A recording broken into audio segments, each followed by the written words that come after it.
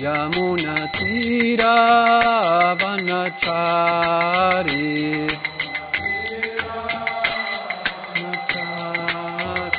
Jayo Radha Madhava Kunja Vihari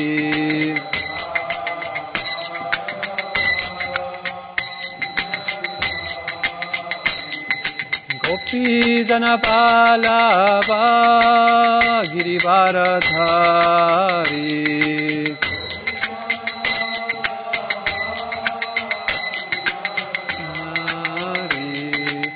Yashodanandana Prajajana Ranjana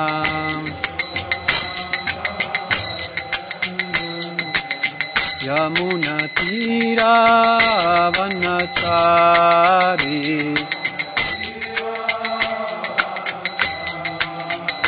Jayo Radha Madhava Kunja Vihari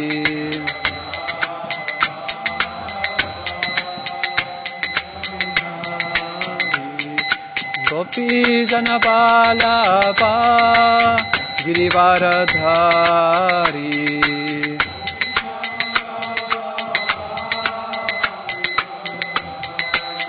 Yashodanandana Vrajajana Ranjana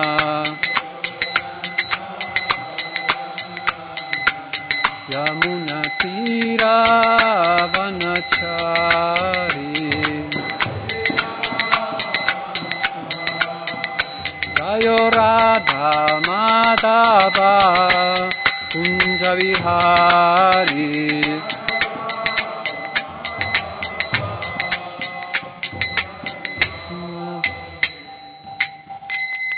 Jaya Om Vishnupat Paramahansa Parivrajagacharya Tota Sata Esi Bhaktivedanta Swami Prabhupada Ki Jaya Om Vishnupat Paramahansa Parivrajagacharya Tota Sata Srimad Bhakti Siddhanta Saraswati Goswami Maharaj Srila Prabhupada Ki Nantakoti Vaishnava Vrinda Ki Namacharya Srila Haridas Thakur Ki Prem se kaho Shri Krishna Chaitanya Prabhu Nityananda Shri Advaita Gadadhara Shri Vasadi Gaura Bhakta Vrinda Ki Shri Shri Radha Krishna Gopa Gopinath Shyama Kunda Radha Kunda Giri Govardham Ki Shri Vrindavan Dham Ki Shri Jagannath Puri Brokshottama Ksheta Dham Ki Shri Mayapur Navadvip Dham Ki Ganga Mai Ki Yamuna Mai Ki Bhakti Devi Ki Srimati Tulsi Devi Maharani Ki Harinam Sankirtan Yaya Kali Yuga Patita Pavana Ki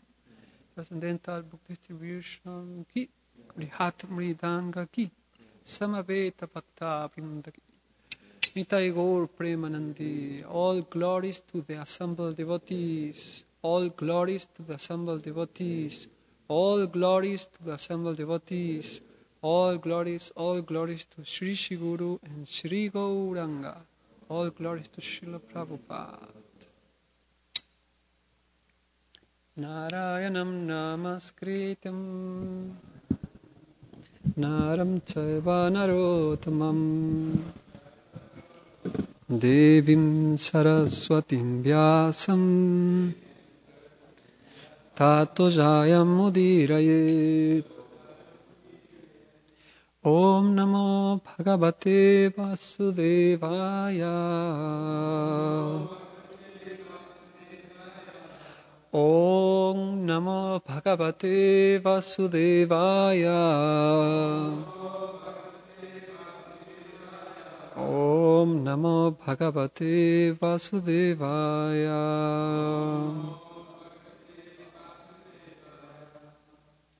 Reading Srimad Bhagavatam, Canto 5, Chapter 6, Text 11, Text number 9.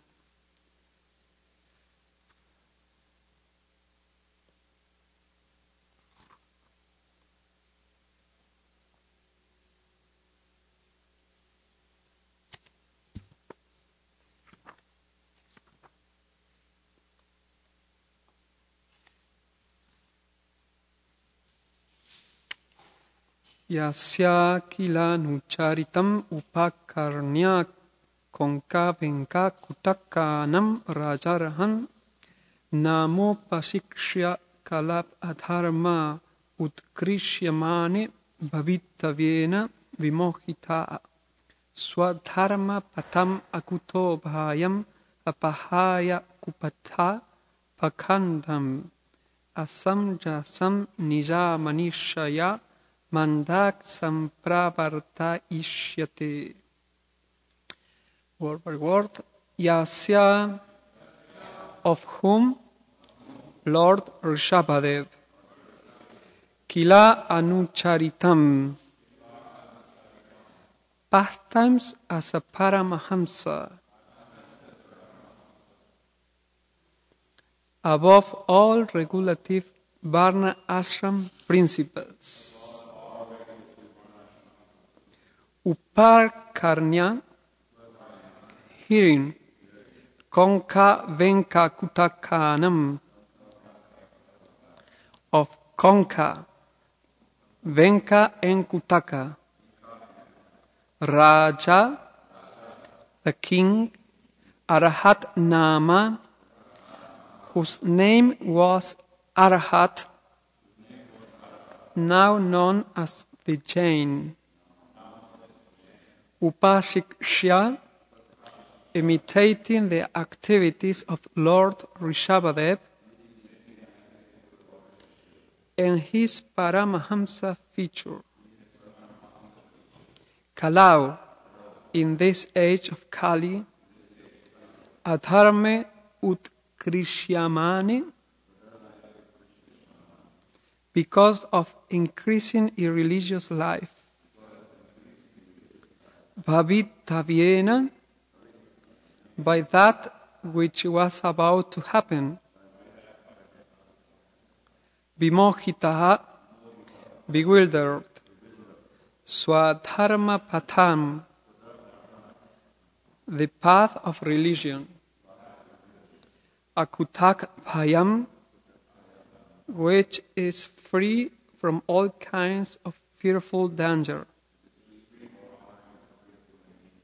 Apahaya, giving up such practices as cleanliness, truthfulness, control of the senses, and mind. Simplicity, the principles of religion, and practical application of knowledge. Kupatapakandam, the wrong path of atheism. Asamjasam, improper or against the Vedic literature. Nija manishaya, by his own fertile brain. Fertile. Mandah, most foolish. Sampravarta ishyate, will introduce. Translation and purport by His Divine Grace A.C. Bhaktivedanta Swami Prabhupada. Shukadev Goswami continued speaking to Maharaj Parikshit.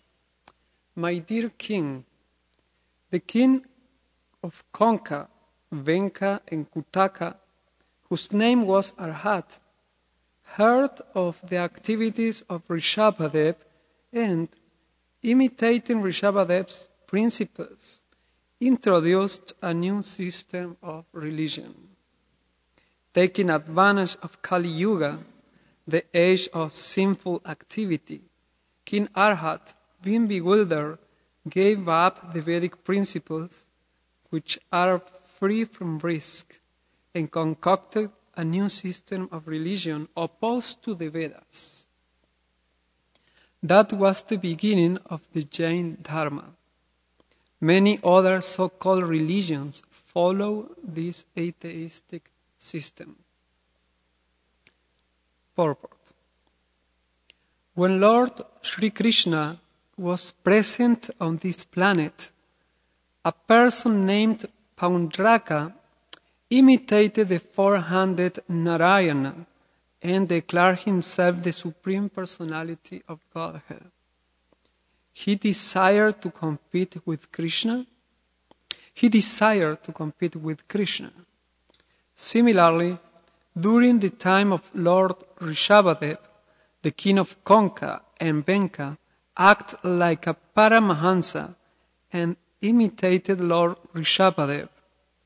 He introduced a system of religion and took advantage of the fallen condition of the people in this age of Kali. It is said in Vedic literature that people in this age will be more inclined to accept anyone as the Supreme Lord and accept any religious system opposed to Vedic principles.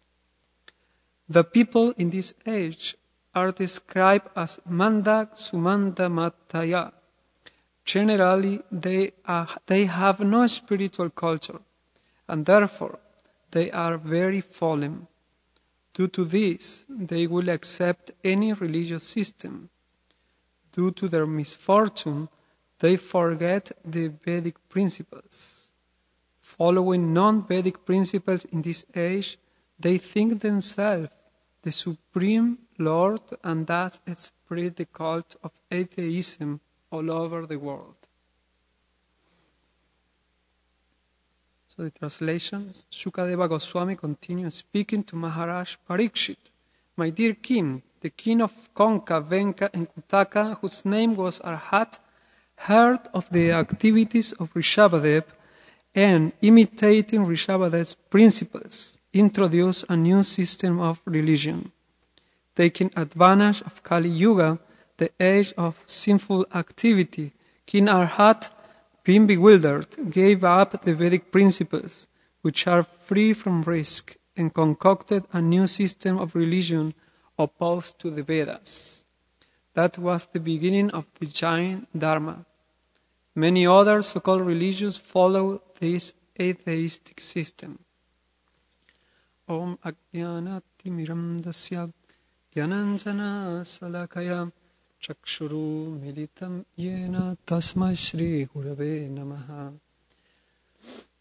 Mukam Karoti Vachalam Pangulangayate Girim Yatkripatamaham Bande Shri Gurum Dinataranam Vanchakalpa Tarubhyascha Kripa Sindhubhya Evacha Patitanam Pavanebhyo Vaishnavibhyo Namo Namaha Shri Krishna Chaitanya Prabhu Nityananda Shri Advaita Gadadhara Shri Vasadi Gaura Bhakta Vrinda Hare Krishna Krishna Krishna Hare Hare Hare Rama Rama Rama Hare Hare.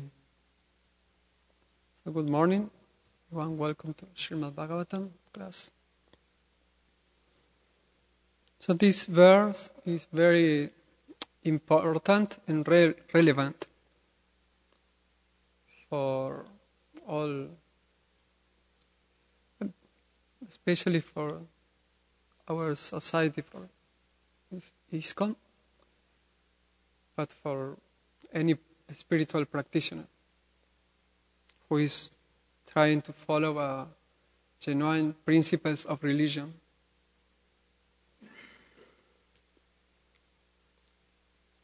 So it is explained that a successor of, it is not clear to me because I didn't do a research about the king of Konka Arhat. He really was a successor of Lord Rishabhadev because it described that it was in the age of Kali. But anyway, if someone wants to know about that, I didn't investigate that, but someone can do it. But what is important here is that this King Arhat, he was imitating the behavior of King Rishabhadev without understanding the teachings of Rishabhadev. He taught the principles of devotional service and renunciation in the mood of devotional service.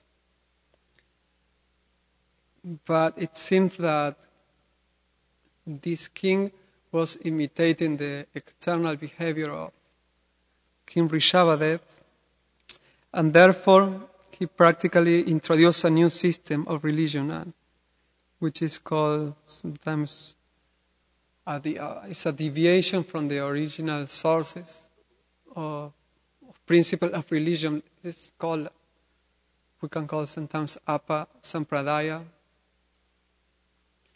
The word Sampradaya means, I was reading from I want to read later from the book from Suhotra Prabhu, where he explained, it's called Apa Sampradayas. So in the introduction, he explained that the word Sam means connected, and Sampradaya and Draya have a meaning similar to source. So Sampradaya means connected to the source. So we know the verse. Sampradaya vihina ye mantras te tu paramata. That for instruction to be genuine, of a mantra has to be given through a bona fide spiritual tradition, bona fide school, and there is four main sampradayas in the universe. So Apa Sampradaya means that it's not it's deviated from the source. It may look similar, but what is different. They even may have some principles in common, but what is different is the essence.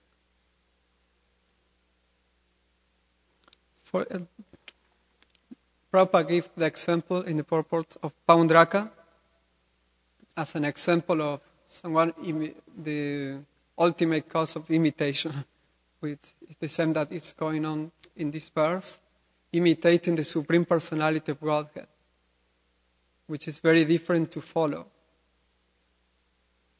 So from imitation will come all deviations. We know the pastime of Paundraka is very hilarious, because he was imitating and thinking that he was a Vasudeva. And he was thinking that Krishna was a false imitator. He was, usually, it's normal that what we see the fault in others is actually our fault. So he was thinking that Krishna was wrong, by imitating Vasudeva, and he was the original. And he was very sure that he was Vishnu. So he sent a letter to a messenger to Dwarka to inform Krishna that he wanted Krishna to take shelter of Paundraka and give up all his symbols that are from Vishnu. So like the council, this, etc. And when everyone in the assembled royal kingdom, they heard that messenger, everyone started laughing, even Krishna, because it was very funny. Someone thinking that he was Krishna. So then Krishna told to the messenger, he sent a message to Paundraka, like, he is a fool, you are a fool, I'm not going to follow your instructions. So Krishna is very heavy of Paundraka, and also like a sarcastic. He's very sarcastic. And when Paundraka heard that very patiently. Krishna also insulted him. And then there was a confrontation, in which Krishna told him, I will cut your head, etc., with my disc. And from that event, Paundraka and the king of Kashi, who was a friend of Paundraka, they died. And in fact, it is said that Paundraka even got liberation because he was thinking of Krishna all the time, thinking of the form of vision. So he gave, interestingly, Sarupya liberation. But it is another point I want to make today. The idea is that from the time even when Krishna was present, there was people who was thinking that he was God. So the same with King Rishabhadev. And the same is happening nowadays. Like in the times of Bhaktivinoda Thakur also, he had to deal with that. And Prabhupada was dealing with that. Now in his preaching, he always talks about people of Mayavadi who think that they are God, etc. I remember even in South America there was a Swami who was called the Swami Love, and he was, his followers, they were very convinced that he was God. And there were like all professional followers, people who had education, etc. But they don't have any spiritual education on the principles of religion. And they still follow him as God. So this point is not something that doesn't happen. It's going on. So Prabhupada explained that Venka acted like a Paramahansa and imitated Lord Rishabhadev. He introduced a system of religion and took advantage of the fallen condition of the people in this age of Kali. It is said in Vedic literature that people in this age will be more inclined to accept anyone as the Supreme Lord and accept any religious system opposed to Vedic principles. The people in this age are described as Manda, Sumanda, Matayo. Generally, they have no spiritual culture, and therefore they are very fallen. Due to this, they will accept any religious system. Due to their misfortune, they forget the Vedic principles. Following non-Vedic principles in this age, they think themselves the Supreme Lord, and thus spread the cult of atheism all over the world. Now Prabhupada is talking about us when he says they, people of Kali Yuga, who we are people from Kali Yuga. Srila Prabhupada is not a personality of Kali Yuga. He's a liberated soul. So he's addressing to the people of Kali Yuga. He's not talking necessarily to non-devotees. He's also talking to practitioners. When Sri Chaitanya Mahaprabhu left, after 250 years, everything was lost. All the essence of the teachings. And then Srila Bhaktivinoda Thakur and others, Acharya, in a progression, they recovered the teachings of Sri Chaitanya Mahaprabhu. Because there were also imitators. And he pointed like 13 sampradayas, Apa sampradayas, that split from the original teachings of Sri Chaitanya Mahaprabhu. So it's very easy. We have the tendency to be deviated and to invent and create new things. And especially to imitate something that we may be able to imitate and don't follow what may be difficult to follow. So adjust teachings according to our propensities. And the other day we were talking about, like, we can read even, Apa Sampradaya means that there are two main issues. Is that for a follower of scriptures and Sampradaya and teacher is to follow, to preserve the legacy of the Acharyas, the previous teaching, that is Krishna explained in Bhagavad Gita, when he explained to Arjuna why he's providing, or he's giving this knowledge again. Evam parampara praptam vimarsha rajarshayo viduhuda. He's giving again this knowledge because in the yoga nashta, this process of yoga was lost. So the one thing is to preserve the teaching of the acharyas, and the other is to preserve the legacy of the teaching of the scriptures. Guru, Sadhu, Shastra. And it's very easy to fall into deviations, because we have the Shastras, but everyone may have a different understanding of the Shastras. So we have Prabhupada books, and we see that now 2013, there are different interpretations of Prabhupada's book. There are different followers of Srila Prabhupada with different understanding among each other sometimes. And they may use the same books to justify. So our previous acharyas, they knew about that, and Srila Prabhupada also knew about that. And not only that there are deviation on those levels, like on the level of teaching, but also deviation on level of behavior, of small deviations. Like understanding what one hears Srila Prabhupada saying, for example, to one disciple, a specific instruction. There was a temple president who wasn't following the regulative principles, and the devotees complained to Srila Prabhupada. He's not following, so we should remove him from the position. And Prabhupada said, no, he's very nice. He can stay. And someone can derive from there, so what should I follow?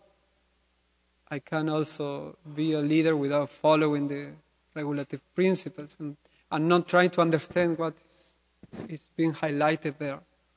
So one can isolate a specific instruction of Srila Prabhupada and then make that as a Mahavakya, or a general instruction for everyone.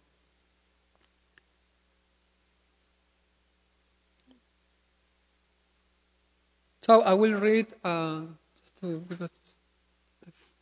from the book of Suhotra Swami, the introduction. There are some interesting points. First, in this regard, we know that the Nectar of Devotion, Prabhupada always quotes a verse from that Rupa Goswami also quotes, Nectar of Devotion, Shruti Smriti Puranadi, Pancharatra Vidim Vina, that the devotional service means to follow the Shruti, the original scriptures, and the Smriti. The Shrutis are like the mother who give the teachings, the original teachings, and the Smritis are like the sister who reminds you. The mother says, don't eat chocolate, and then your sister says, remember. In the temple, the Guru gives instruction, and then others, God brothers or other devotees will remind that. Remember that. Prabhuji did say that. He doesn't like you to eat prasadam at 12 o'clock, whatever, at night.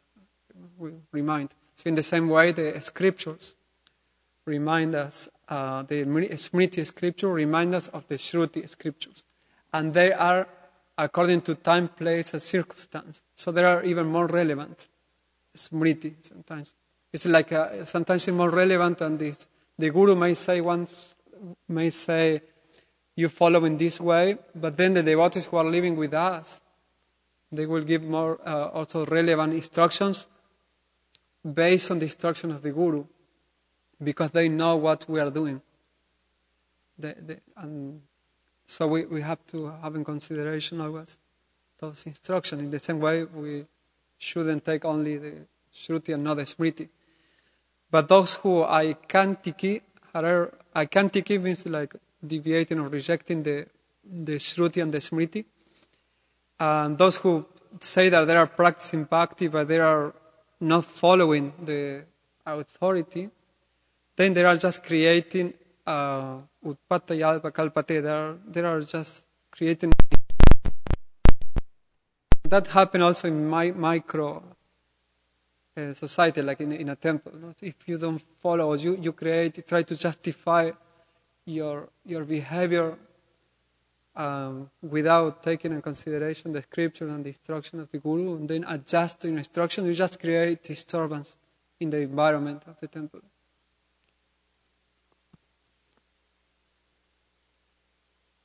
So I will select a few parts from here.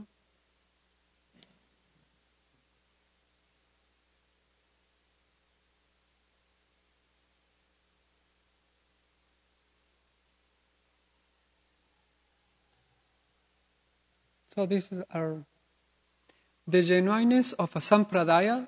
So who is part of a sampradaya means to be initiated, like because I'm initiated in this institution, I am part of the sampradaya now, etc.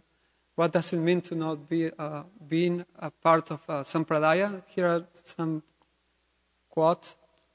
The genuineness of a sampradaya or a person representing a sampradaya is primarily, this is the primarily quality you can determine, is by his spiritual quality.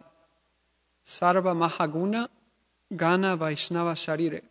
A Vaishnava is one who has developed all good qualities. This is a very interesting point because from here it will come another point. So this is quote from Chaitanya Charitamrita, Madhya 22:75. So the good qualities of the Vaishnavas are actually coming from Krishnera Guna, from Krishna, are property of Krishna, and because of the association with the Supreme Personality of Godhead, the devotee Yasasti Bhaktir Bhagavate Kinchana, by being fully surrendered to Krishna, he acquires the quality of the Supreme Lord, as the iron in contact with fire acquire the same qualities. So and because the Lord has unlimited qualities, Ananta Krishnera Guna, and his devotees also will have unlimited qualities, his pure devotees. And therefore, there is a combination of the qualities in different individuals who are surrendered to the Lord, and those qualities are visible in the great acharyas. Therefore, when they descend into this world, they teach the Vaishnava quality via the Sampradaya system. But because they are embedded with those unlimited qualities of the Lord, it is explained that there is a variation in the mood of the acharyas, which doesn't mean a deviation from the Sampradaya. So, especially there are differences in details. But how do we identify that he's a genuine acharya? Because the qualities, again, he's free from bias. It's not just only what he speaks, but he's following in a pure way the principles of religion. He exhibits the good qualities of a devotee, and he accepts Vishnu Tattva as supreme.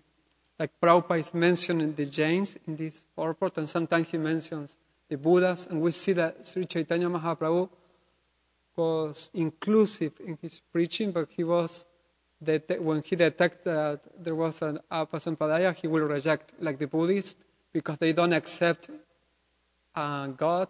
They are not considered followers of the Vedas. And the Jains also. I don't want to generalize because I know there are many types of Buddhism, and I know that there are some Buddhism who can be considered Vedic when they accept God. In the same way as I'm not acquainted with the Jains. But in general, that's the main discrimination between genuine and not genuine. If it's theistic or atheistic.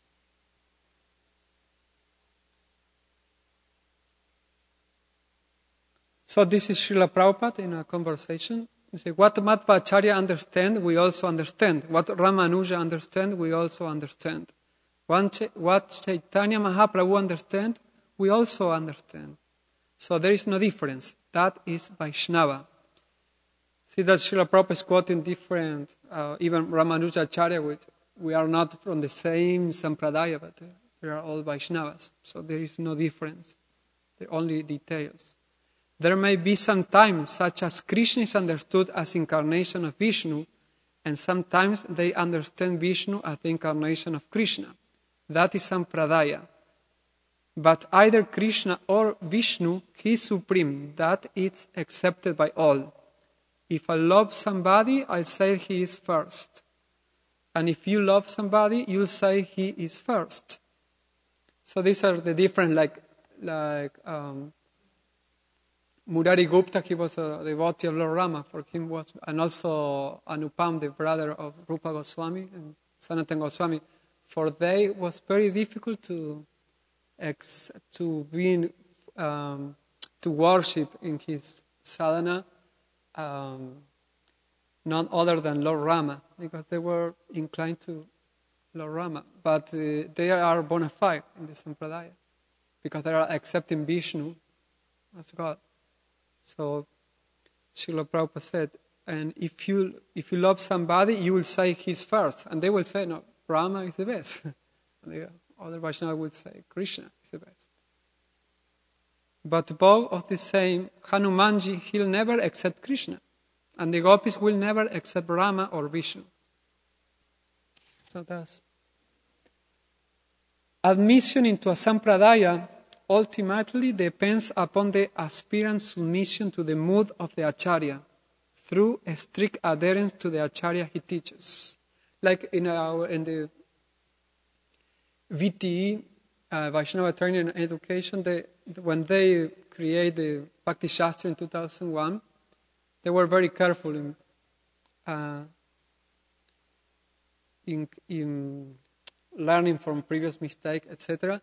And one of the things that they put a lot of strength is in one principle. There are two aims in the Vedic Shastri study that they came up with based on Sambandha, Videya and Prayojana and the scriptures. And one of these that is very important is the mood and mission of Srila Prabhupada. To understand the Bhakti Shastras through the mission of Srila Prabhupada, understanding what is the particular contribution of Srila Prabhupada that we should follow in our Sampradaya, or specifically in ISKCON, because it's created by Prabhupada. So there are details and some specific mood that Srila Prabhupada, like the emphasis he gave in the Hare Krishna Mahamantra, like there are others, bona fide, Gaudiya, Vaishnava Sampradayas, that they sing more bhajans. But Prabhupada did more emphasis in Hare Krishna Mahamantra. Therefore, when you go to a ISKCON temple, you always hear the Mahamantra going on more than... There is bhajans, it's not forbidden, but it's not the mood of Srila Prabhupada to do all the time, or to chant during a kirtan, 1 minute Hare Krishna and then 20 minutes other mantras. There are different... Also, there are some mantras that Prabhupada point out that there were that there were deviations even. But with Prabhupada had a specific mood, how he presented, that wanted his devotees to be presented in society. He didn't like much all the devotees with beard, which is not bad for a Vaishnava. But the mood of Srila Prabhupada wasn't like... He didn't like his sannyasis to be all long hair or grow beard. Although it's not against the principles of religion, but it's not it wasn't his mood. Anytime he would see them with a long hair, he would say, cut the hair, etc. There are many things that one can see on the mood of Srila Prabhupada. So therefore, admission into Sampradaya ultimately depends upon the aspirant submission to the mood of the Acharya through a strict adherence to the Acharya he teaches. So there are specific... All Acharyas are bona fide, but one should follow his specific Acharya in his particular school and understand his mission, also the modern mission of the spiritual master.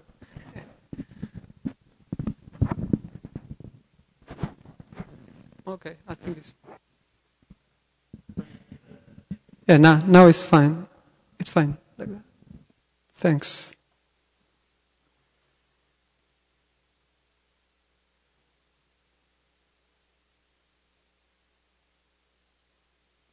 So I will read another part.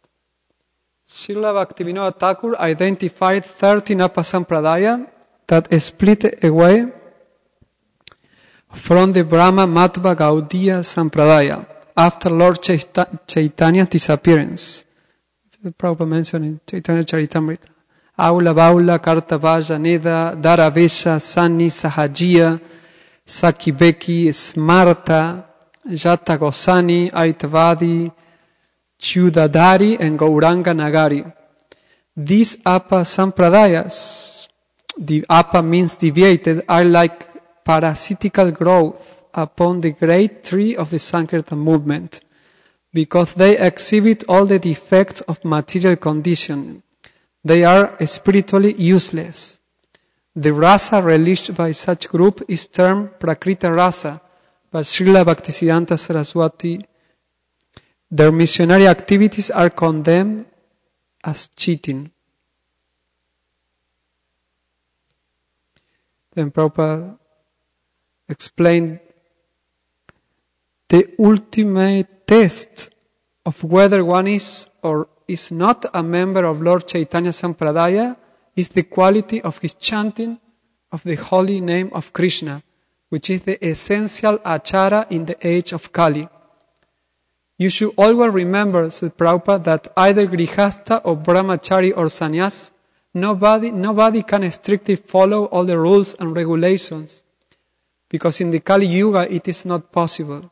Therefore, Chaitanya Mahaprabhu has recommended that Harinam, chanting Hare Krishna mantra, should be very rigidly performed, which is common to everyone. This is a conversation March 10, 1976. So if a person, now there will be a connection with Namaparada and Apasampradaya. If a person advertises himself as a Gaudiya Vaishnava by chanting the Hare Krishna Mahamantra and yet deliberately blasphemes great devotees, this is one of the offenses, denies that Lord Vishnu is the Absolute, that's the second offense, consider the spiritual master, third offense, to be an ordinary man, blaspheme Vedic literature, I think it's 4. Thanks. Blasphemes Vedic literature and other authorized scriptures. Consider the glories of the holy name to be exaggeration. Concocts perverted theories about the holy name, the interpretation of the holy name. Thinks the holy name to be equivalent to mundane religion, that's the 8, to religious rituals, preaches the glories of the holy name, the 9 offense, to the faithless, or maintains material attachment while chanting the holy name, he cannot represent the Sampradaya, even if he is initiated into it. So it's not a question of being, I'm initiated, or maybe the devotees don't consider me like bona fide, therefore I will take initiation. And I will take initiation from a bona fide guru, therefore I will be bona fide. So being initiated in a bona fide school doesn't mean that you are bona fide. Because the primary quality are that you have to be a devotee and show the quality of a devotee, and for that your chanting has to be pure. So that made me think that we have a lot of Apasampradaya, and I will say to myself, so this is like a medicine to identify. It's not like just pointing out to others. So whether a Vaishnava, if one chants the Hare Krishna mantra while committing offenses, this unwanted creeper will grow. One should not take advantage of chanting the Hare Krishna Maha Mantra for some material profit. Like these are all kind of devotional service in different moods of contaminated by the mood of nature. When you look at profit, it means in the mood of passion, devotional service. But when you look to be free from sinful reaction, it's in the mood of goodness, and when you just do a mess, it's in the mood of ignorance, like being envious of other devotees, etc. So now we'll read this. The link between Namaparada and full-blown deviation from the Sampradaya is indicated by Srila Jiva Goswami in the Bhakti Sandarbha. And he explained like this, that there are offenders to the holy name, and he called them achiktya, or incorrigible. Jnana lava. Devotees always compassion, try to help fallen souls with good instructions. But if someone becomes insolent and arrogant due to acquiring a little knowledge from their association, he is disqualified from the Sampradaya because of three kinds of Namaparada that we mentioned before. Now, Sadhu Ninda, blasphemy of devotees of the Lord, Guru Avagya, disregard of the spiritual master, and Shruti Shastra Ninda, blasphemy of the revealed scriptures.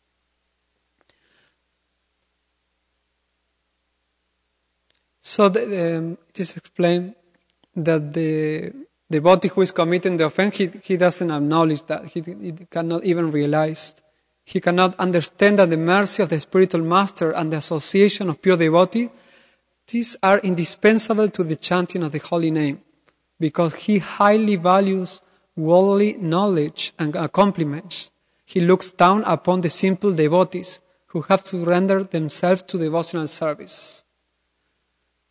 That is Sadhu Ninda.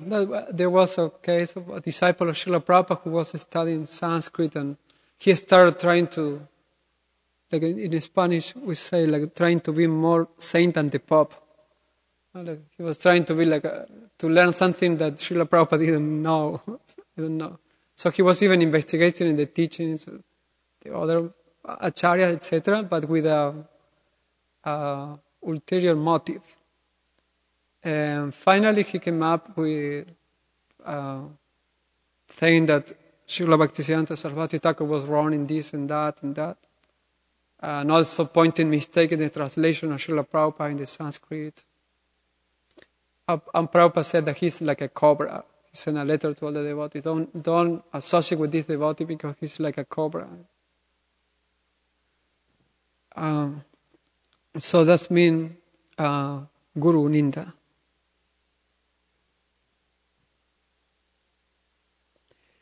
This is Guru Avagya. He studied the revealed scripture and he good ordinary literature, gleaning from it whatever seemed to support his preconceived notions.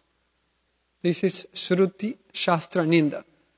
Now we have anarthas and we try to justify them through their shastras. So no, but Srila Prabhupada said this or that. Or here it is said, just to justify. No, the intention is not to glorify Krishna, to do kirtan. The intention is to glorify and justify one's behavior. That's very common among peers devotees who are new.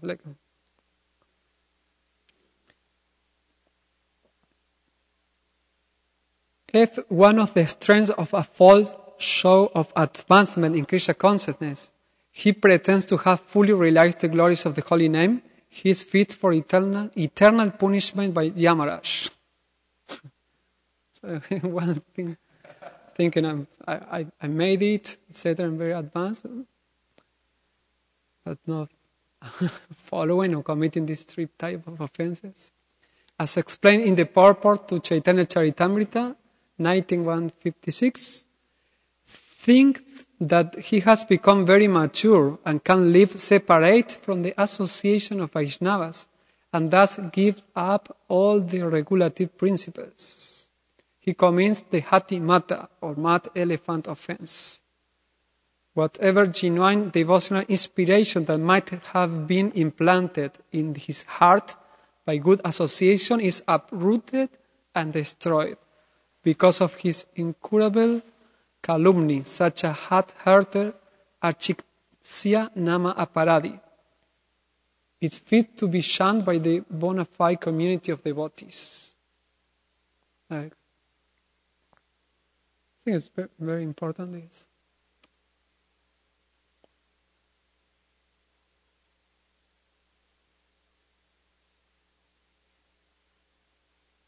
So advertising themselves as his dearmost disciples, the spiritual master, they seem to serve, glorify, and worship the spiritual master with considerable sincerity.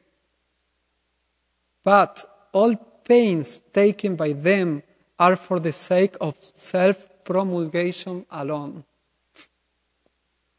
Their progress is in the accumulation of material wealth and fame, not in devotional service to Krishna.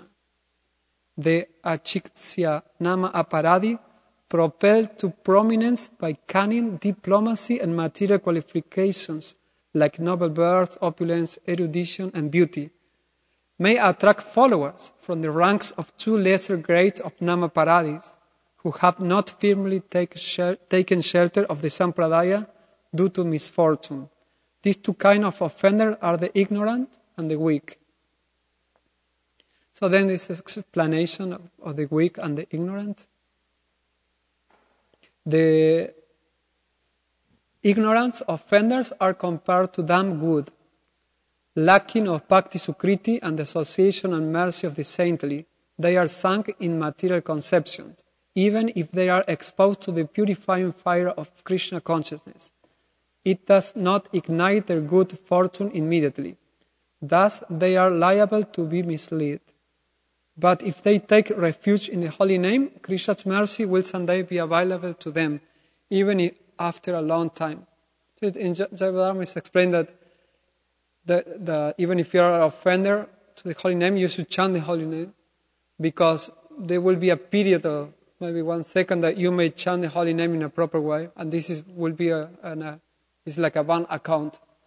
It will accumulate, and after some time it will produce some result that will attract the association of a devotee who is chanting properly, purely, and will help you to overcome those offenses. So the weak are hesitant to take advantage of genuine sadhusanga due to a paucity of faith, innocent and without duplicity. The more they can simply surrender to the chanting of the holy name in good association, the more they are blessed by Krishna's mercy. But until their lingering sins are destroyed by the effect of sadhusanga, they cannot master the strength to transcend the nama aparada.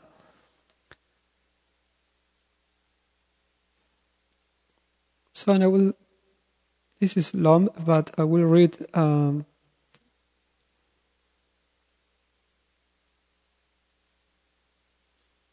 last part.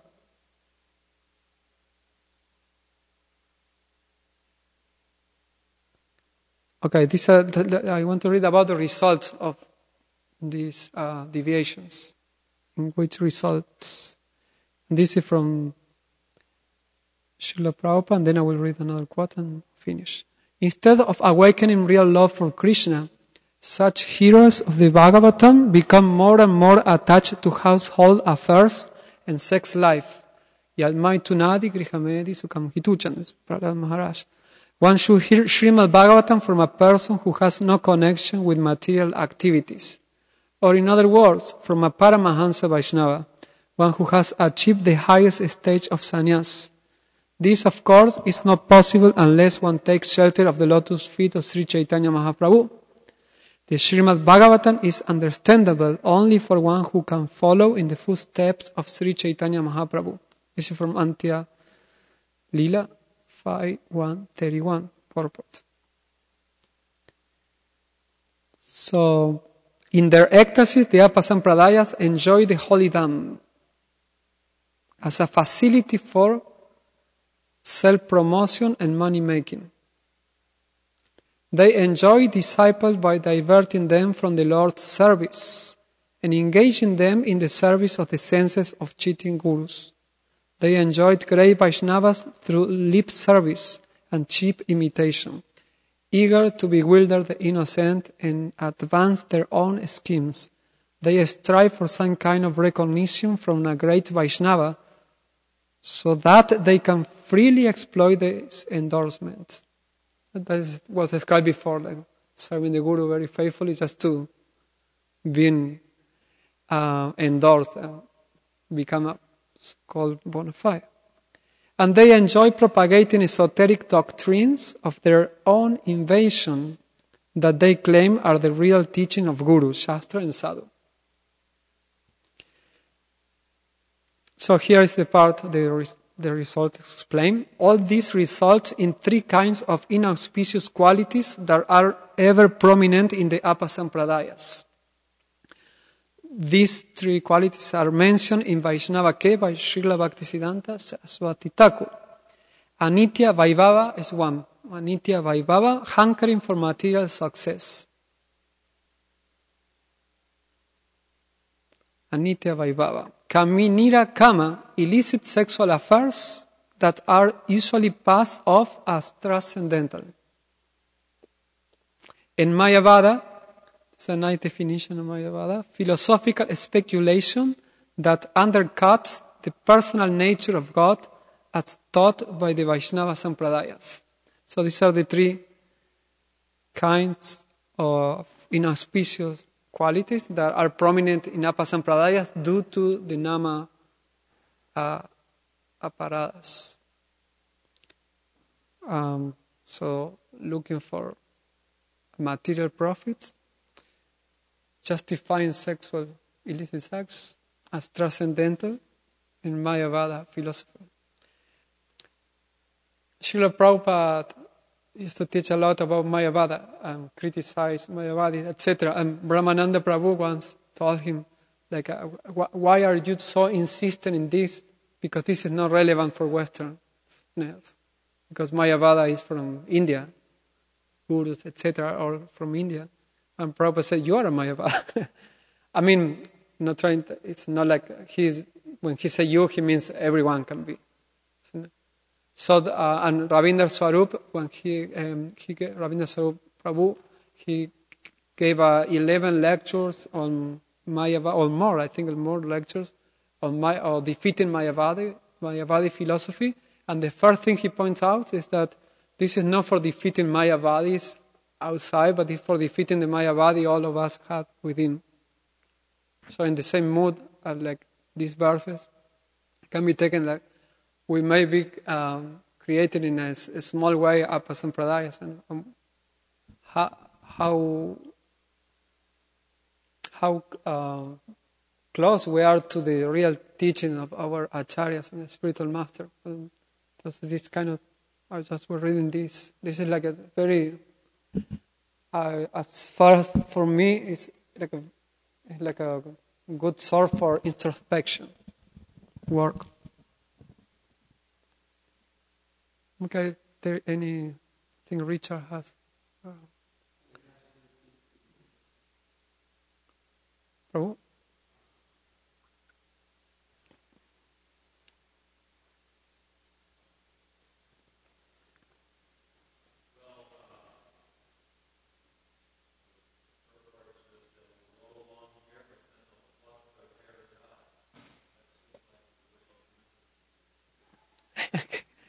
The microphone. Prabhu Jitendra, can you wait for the microphone? So, I think we need to change the battery. It's one.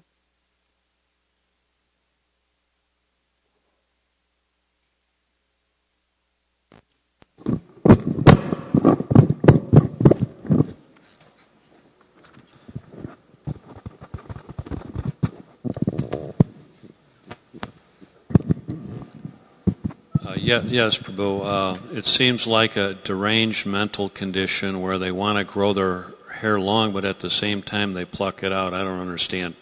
Could you enlighten me on that one? This is the verse from tomorrow. What's that? Okay, I know, but it's yeah. been in my mind. I think if you don't know, probably I will know. I think it's for tomorrow. This abandoning cleanliness and neglecting the Supreme Lord, they will accept nonsensical principles, not regularly bathing or washing their mouth regularly. They will always remain unclean and they will pluck out their hair.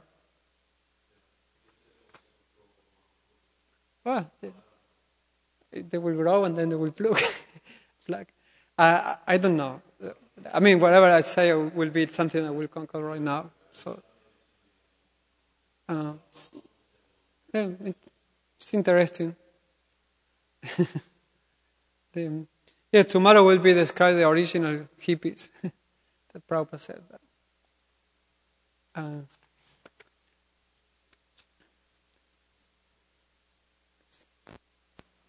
Thanks for pointing that out.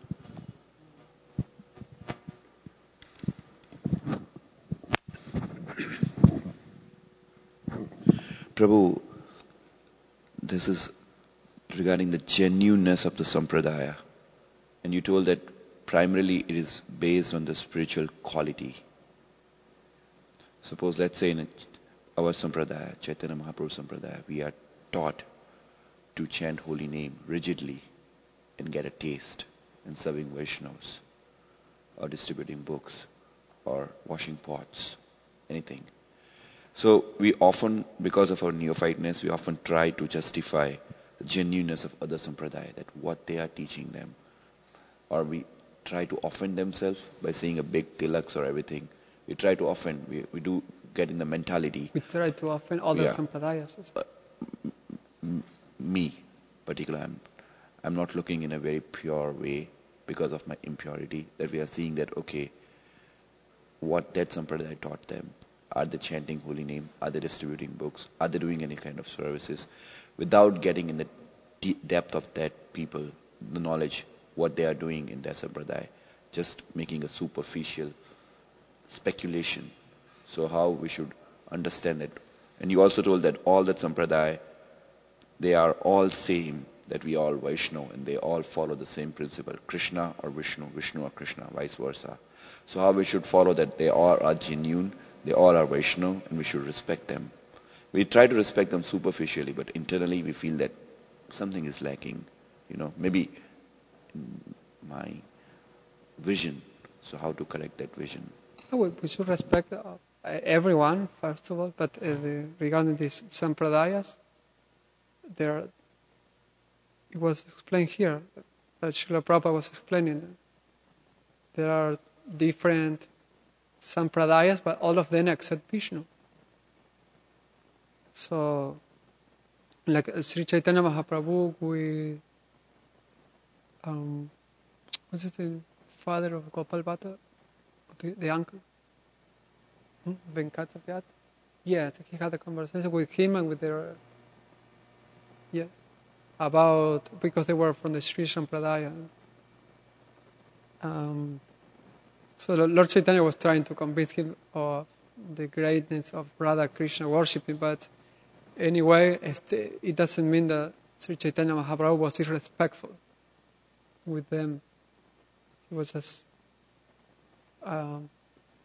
explaining, although they become worshippers of Radha Krishna, but the different of dealings that Sri Chaitanya Mahaprabhu had with, for example, the Buddhists and others that he considered not from a bona fide sampradaya.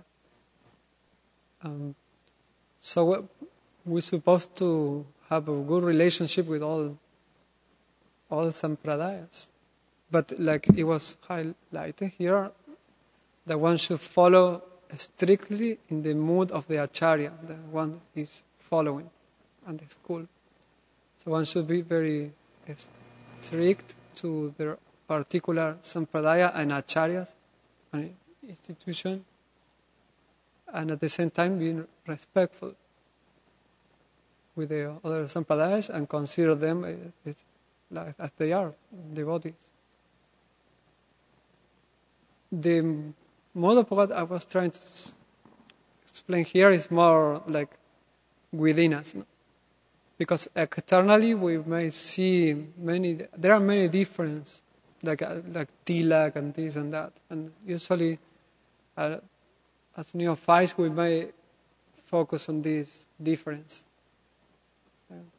They use the tilak like that, like the students of religion when they come to the temple, they ask questions. They want to know all these details.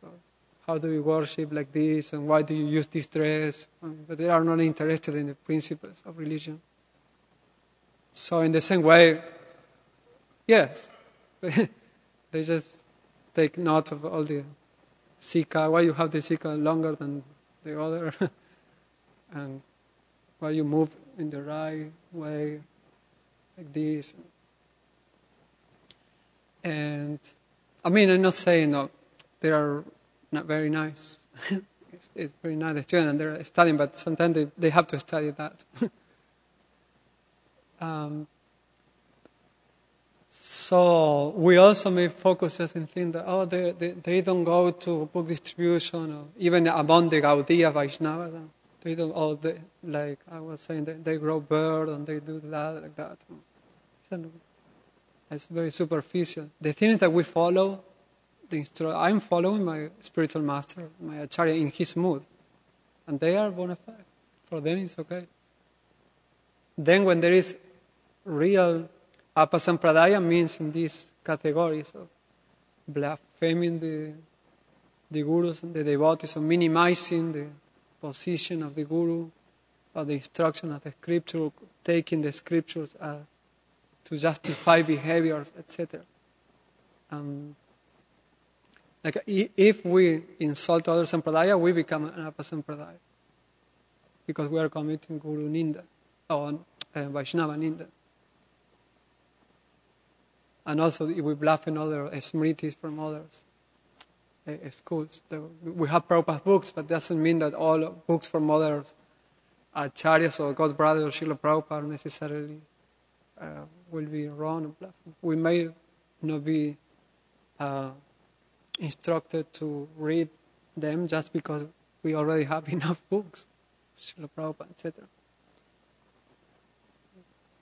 When Srila Prabhupada was very careful that his disciples don't go to others, God's brothers sometimes, but no, I think Dana Kelly Mataji would say no, not because they were actually wrong, but because the disciple was wrong. So they will take anything they say different from Srila Prabhupada, and Prabhupada said, if they say something different, everything will destroy. Like we might think that Prabhupada is criticizing his God brother, but he's criticizing his disciple. If he says something different, doesn't mean that that different is wrong, but means that the disciple will take that as wrong and he will make a complete mess. So there is others acharyas, they can say things different, even in the Gaudiya Sampradaya that Prabhupada said, different than Prabhupada. But it may be only a detail, and we don't follow the detail, but it doesn't mean that that is wrong. It doesn't mean that that spiritual master is wrong. It means that he's only speaking something different than in the mood of Srila Prabhupada. It may be different. But if he's accepting the Shastras and the conclusion of the Shastras are the same. So.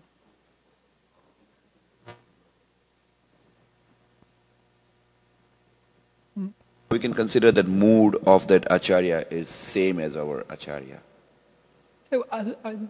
I would say that we don't need to enter into that. To compare, we need to understand the mood of our acharya, and that will come as a natural effect. You don't need to compare. You just will. It's like if you know your father, you don't have to know all the other fathers. You know your father, and then when someone says something different than your father, you know. That's not what my father teaches, or that's not the way my father does things. So there is no way of, because as we may start committing offenses to our devotees. We just need to know the mood of our Srila Prabhupada through devotees, disciples of him, and through his books, etc. Diaries of Srila Prabhupada. asking. But we don't need to. I won't advise to start making comparisons. First, if you know what Srila Prabhupada's mood, or you study Srila Prabhupada's mood, automatically you will understand when something is not in the mood of Srila Prabhupada. Or you can ask someone who you consider who understand the mood of Srila Prabhupada. But for us, it's good to concentrate in our own school, our own teachers. So we are not asked and instructed to find out other apasampradaya. That's a very painful instruction that devotees are doing, others, scholar devotees like that. We need to understand what does mean a sampradaya and what does mean an apasampradaya, and then understand the real teaching of Sri Chaitanya Mahaprabhu and apply them. And automatically it's like an antivirus, installing an antivirus. Automatically will come the sign, the alert that something is not pure, is from the proper teachings. And then, especially within us, therefore. There are many. I saw in different temples that other devotees come and teach things different to Srila Prabhupada. They are from other schools, and they may not be wrong. Maybe they be wrong in the way that why they are coming to teach in the temples, but they may not be wrong in their teachings. But the devotees who follow them are wrong because they are not strictly following the mood of the acharya he's being initiated, etc. So they are not wrong. It's not that the others are wrong. So therefore we can commit offense with the devotee who is giving the teachings. But the wrong thing is the one who is following that devotee, not the devotee. The devotee is okay. Like if I have my spiritual master and I go to another spiritual master and I ask initiation for him or I follow him. That spiritual master, it's okay. But I am wrong, even if he is bona fide, because I'm rejecting my spiritual master. So,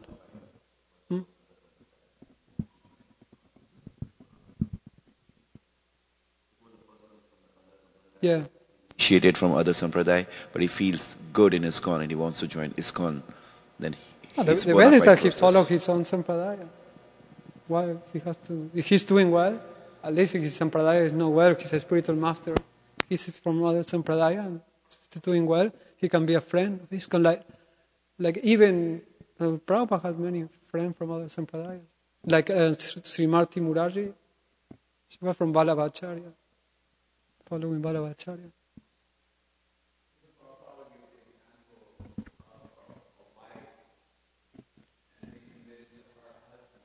Exactly. She is committed to her husband, and she goes around thinking, "Oh, this is also a good man. Oh, this is also a good man. This is also a good man." Then you get into trouble. So there may be many good men, but she's committed to her husband. So there may be many bona fide persons who are in a different mood than Srila Prabhupada. It doesn't follow that they're automatically wrong, but they're in a different mood. But we're married to Srila Prabhupada, so we follow Srila Prabhupada. Yeah. And if they're married to some other sampradaya, they follow their other sampradaya. That's called chastity.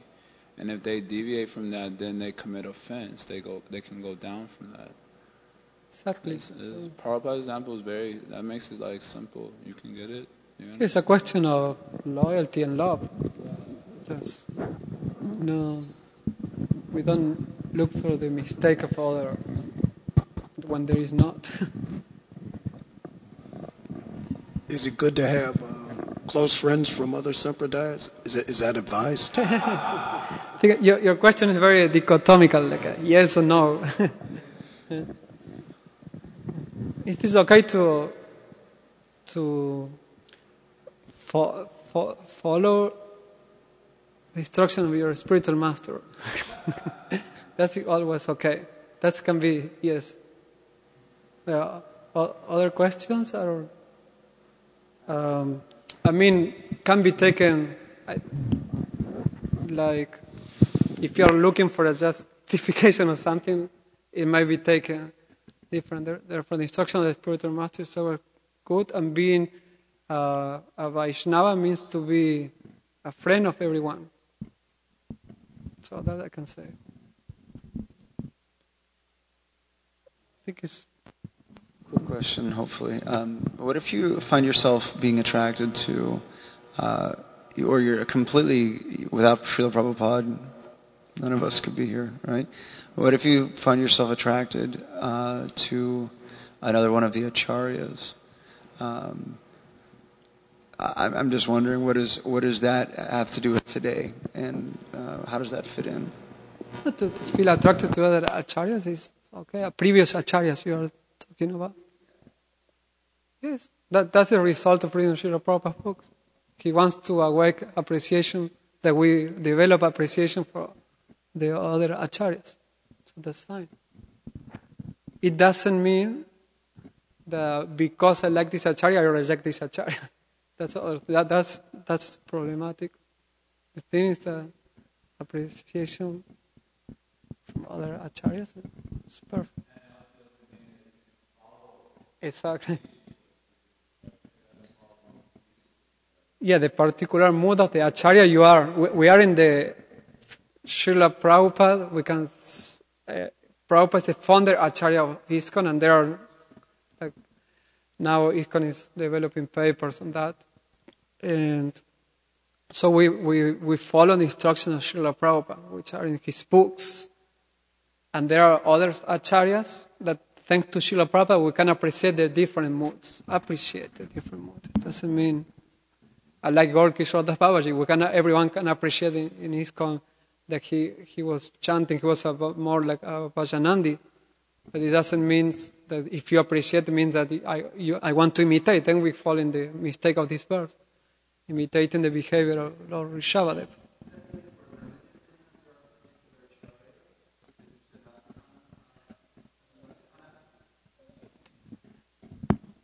Yes.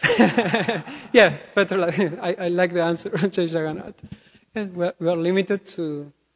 Yeah. Otherwise, you're limited by others' wrong conception, because it's like having a father. This is my father, and there will maybe other father who have 2 cars, 3 cars, whatever. That's my father. So I don't want to change my family. Like I remember a friend of mine who is a senior devotee, and he stayed in ISKCON after many problems, and he told me, "This is not my family. So why I will be looking for problems in another family? That's just mine." So like he was just understanding that this is the guru that Krishna sent me, and guru is one actually. So that's another. It's Guru Tattva. But it will present in a different personalities.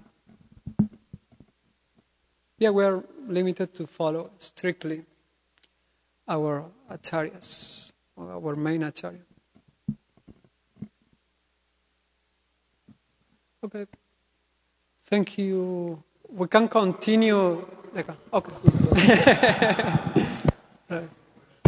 Is it a major offense if there was like an advanced devotee that was with his ISKCON and he for whatever reason it didn't work out, and then he goes to another sampradaya, and is that a major offense for that devotee to do that? It has to be seen in a particular way. If the devotee has you say he fall down, something like that.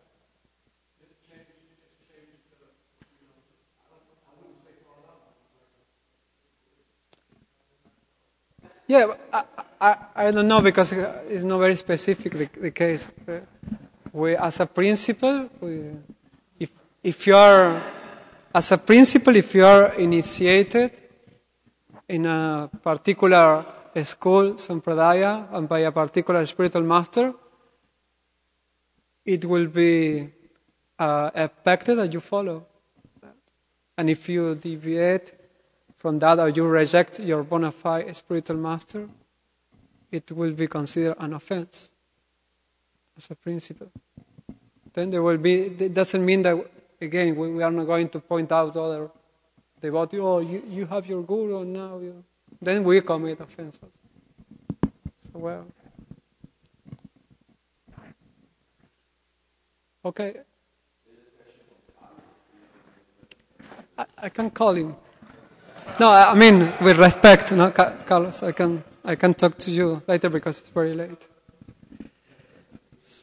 Srila Prabhupada ki, Grantaraj Srimad Bhagavatam ki.